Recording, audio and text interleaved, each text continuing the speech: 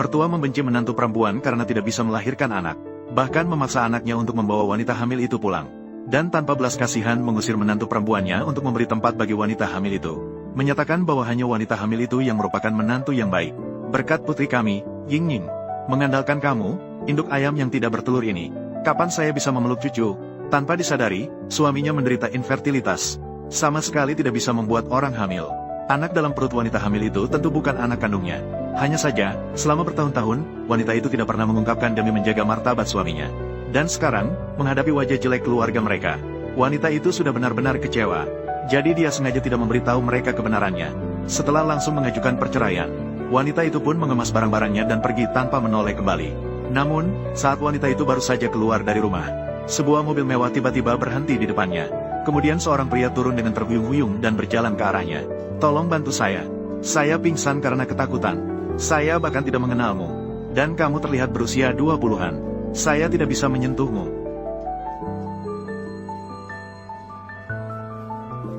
Kamu membantuku. Saya akan bertanggung jawab. Mari kita mengucapkan selamat tinggal pada masa lalu.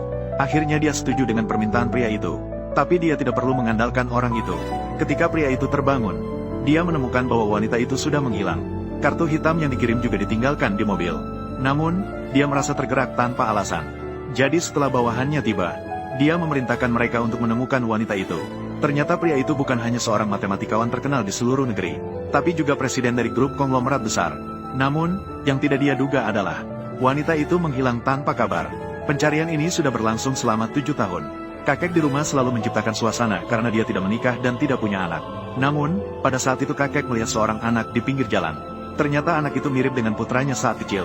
Dia awalnya mengira dia salah lihat, tapi di detik berikutnya, anak laki-laki itu bahkan menghitung soal matematika menggunakan teori relativitas. Sudut pengukuran adalah benar.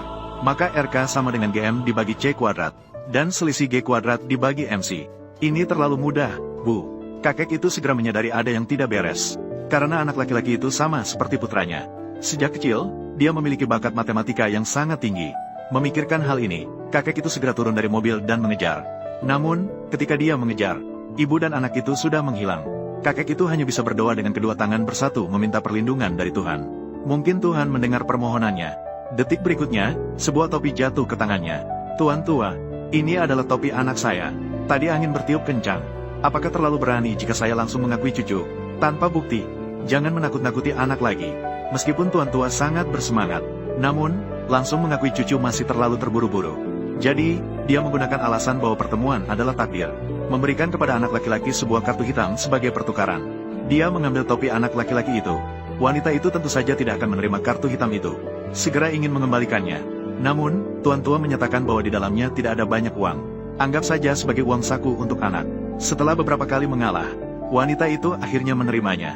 Setelah ibu dan anak itu pergi, anak presiden tua juga datang ke sini. Kemudian tuan tua segera mengambil sebuah helai rambut dari topi, meminta asisten untuk mengirimkan rambut itu ke bawah kursi presiden, untuk diperiksa secara pribadi. Dengan cepat, beberapa orang tiba di pusat tes hubungan keluarga. Namun, sang presiden merasa sangat konyol. Bagaimana mungkin dia bisa muncul begitu saja? Dengan anak sebesar ini, siapa sangka asisten itu malah tertawa dan berlari keluar. Hasil tes sudah keluar. Itu adalah anak tuan muda. Itu benar. Itu adalah anak kandung. Ya Tuhan, saya sangat beruntung. Bagaimana mungkin? Selama bertahun-tahun ini, saya hanya memiliki satu wanita. Sang presiden sangat terkejut. 7 tahun yang lalu, dia hanya berhubungan dengan wanita itu. Jadi, anak ini pasti adalah yang ditinggalkan tahun itu. Memikirkan hal ini, dia sangat gembira. Dikombinasikan dengan nama sekolah di topi. Dia segera mengunci target. Jadi, dia segera menelepon, menyatakan bahwa dia ingin di sekolah. Siswa terbaik dalam Olimpiade Matematika sebagai murid. Mendengar bahwa seorang master matematika terkenal internasional ingin mengambil murid, kepala sekolah langsung setuju. Kemudian, presiden dan putranya bergegas ke sekolah. Dia percaya bahwa putranya yang mewarisi bakatnya pasti adalah siswa dengan nilai terbaik. Nanti dia akan memberikan kejutan untuk ibu dan anak itu. Sementara itu, wanita di sisi lain juga datang ke sekolah karena kompetisi Olimpiade Matematika. Namun, saat semua orang sedang membahas kompetisi, seorang nenek tiba-tiba berdiri dan mengatakan bahwa yang mendapatkan juara pertama kali ini pasti adalah cucunya. Dan melihat nenek itu, wanita itu langsung terdiam, karena mereka adalah mantan suami dan mantan ibu mertuanya. Bukankah ini ayam tua yang tidak bisa melahirkan? Kenapa kamu di sini? Datang untuk bersih-bersih. Bukankah ini kakak Wan Ning? Kakak Chen Se, kakak Wan Ning tidak akan tahu bahwa kamu dipromosikan di Jishi. Datang khusus untuk memintamu kembali bersamanya, kan? Wan Ning, jangan cari aku lagi. Antara kita berdua tidak ada kemungkinan. Jangan terlalu berharap. Aku di sini untuk menemani anakku. Hanya kamu. Bahkan tidak bisa melahirkan telur. Kamu masih akan punya anak laki-laki. Jangan-jangan mengambil satu dari jalan, kan? Ingin Ning, kamu memang tidak memiliki tubuh yang bisa melahirkan anak. Jangan menipu dirimu sendiri. Tidak seperti seorang wanita yang bisa melahirkan untukku. Benar-benar tidak tahu dari mana datangnya kepercayaan diri itu. Siapa yang bukan anak kandung? Atau kalian bisa memeriksanya? Apa maksudmu dengan kata-kata ini? Ibu sudah. Kita masih ada urusan penting hari ini. Dia tidak menyangka mantan suami yang malang masih membesarkan anak orang lain. Dan anak itu juga ikut dengan anaknya sendiri. Ikut serta dalam kompetisi Olimpiade Matematika. Segera, hasil pertandingan diumumkan. Anak wanita itu meraih peringkat pertama dengan nilai sempurna. Namun, terkejut dengan wajah yang tidak percaya. Karena anaknya mendapatkan peringkat kedua dengan menyontek. Namun, saat wanita itu bersiap untuk mengambil transkrip nilai, ibu mertua yang jahat justru lebih cepat merebutnya. Apa hakmu merebut kertas ujian penuh nilai anakku? Kembalikan padaku. Karena kamu menyontek, kuota ini hanya bisa diambil oleh cucuku. Tidak ada yang boleh menginginkannya. Kepala sekolah, kamu benar-benar tidak memiliki kesadaran diri sama sekali. Tuan Ji bahkan tidak menghiraukan tawaran dari Universitas Safei yang terbaik di dunia. Dia sama sekali tidak menganggapnya penting. Menurutmu, mengapa dia memilih sekolahmu? Apa yang sedang terjadi? Apa maksudmu dengan kata-kata itu? Semua orang mungkin belum tahu, kan? Tuan Ji dan keluarga Ji memiliki hubungan yang sangat dalam. Kepala sekolah, cobalah tebak, mengapa Tuan Ji memilih siswa di kelas pelatihan Anda? Cukup berbohong saja. Saya tidak percaya Anda berani pergi ke keluarga Ji untuk membuktikannya. Apakah ini untuk menerima cucu kecil sebagai siswa? Betul sekali. Saya baru saja dipromosikan menjadi wakil ketua Departemen Pemasaran Keluarga Ji. Memang sangat disayangi oleh Tuan Lao Ji. Bahkan kuota ini pun, itu juga disiapkan oleh Tuan Ji untuk anakku yang akan pergi. Saya bilang, Tuan Ji yang jenius matematika seperti ini. Bagaimana dia bisa memilih siswa di sekolah kami? Jadi, ya, kepala sekolah, jika Anda tidak hati-hati, memberikan kuota ini kepada orang lain, Presiden Ji menyalahkannya. Jangan bilang kuota ini membuat keluarga Ji marah. Takutnya sekolah Anda juga harus tutup, kan? Lihat, saya sudah bilang, kuota ini sudah ditentukan. Kompetisi ini hanya formalitas. Kuota ini adalah yang akan dipertaruhkan oleh cucu saya. Jika kalian tidak terima, silakan pergi ke keluarga Ji untuk berbicara. Apakah kalian berani? Masih berpikir bisa memberikan keadilan bagi anak-anak? Bukankah itu sama saja dengan satu lobak satu lubang? Siapa yang bisa membayangkan Tuan Ji yang terkenal juga memberikan jalan belakang? Lebih baik diam sedikit.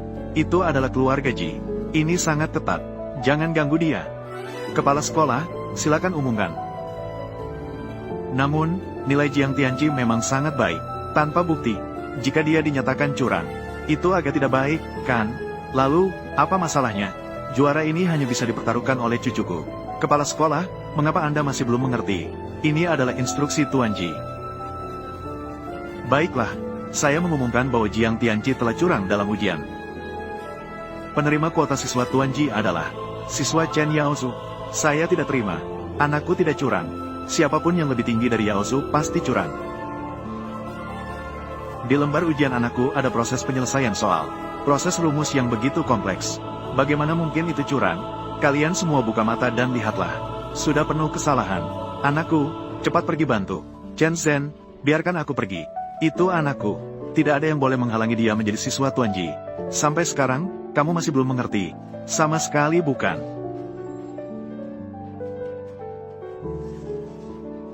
Apa yang kau lakukan? Lepaskan aku.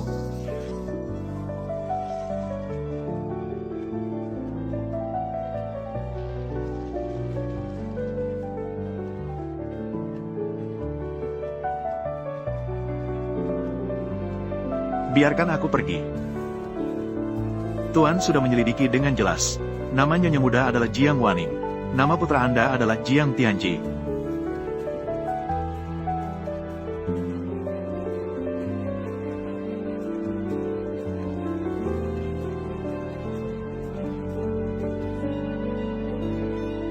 Berhentilah, Jiang Waning. Anakku memang curang.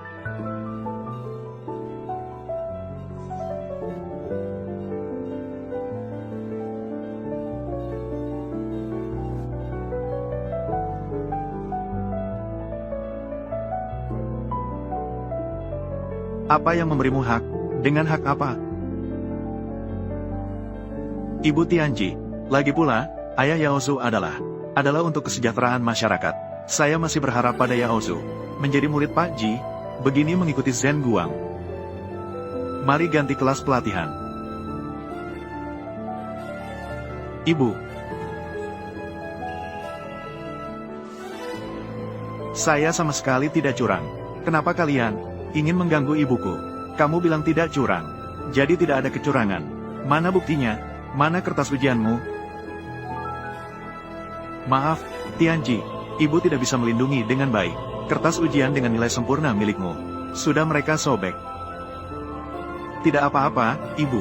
Jika ujian lagi, aku pasti dapat nilai sempurna. Jika tidak terima, ujian lagi.